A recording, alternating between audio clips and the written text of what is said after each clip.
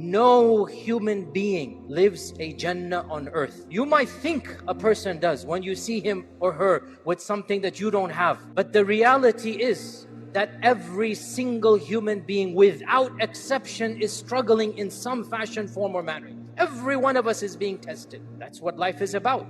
So there are certain verses that we should memorize and use so that we can inshaAllah ta'ala overcome these struggles. First verse, all of you know it. It's a rule that we should all memorize. فَإِنَّ مَعَ الْعُسْرِ يُسْرًا.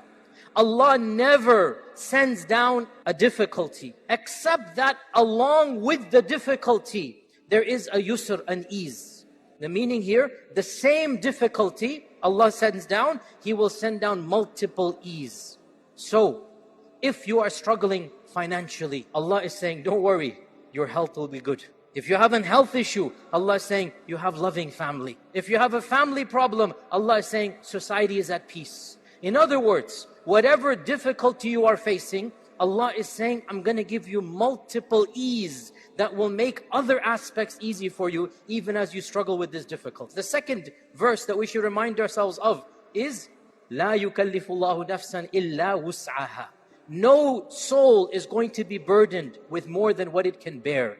What this indicates is beautiful. Some people, they think, I can't bear this, it's too much for me.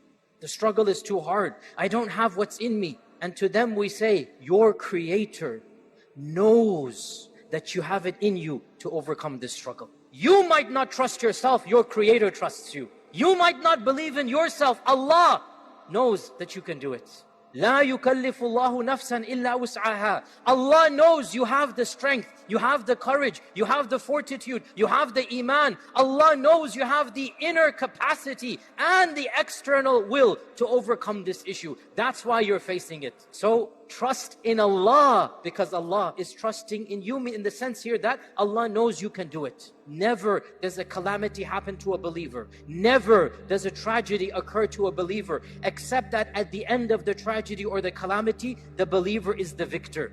The mu'min, the believer, is never a loser. The third verse of optimism, one of the most powerful verses of optimism when we're facing a calamity or a tragedy. Memorize this verse, Surah Tawbah.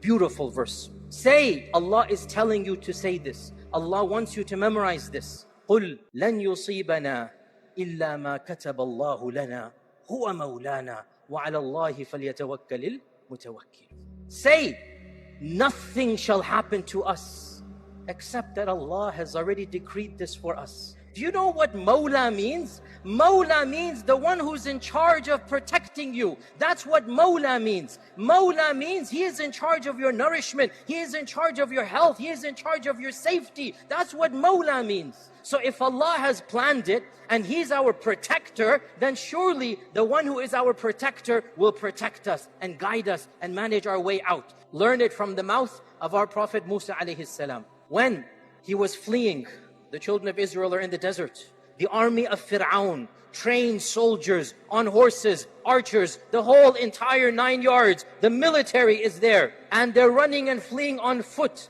And they get to the Red Sea. And what do the Bani Israel say?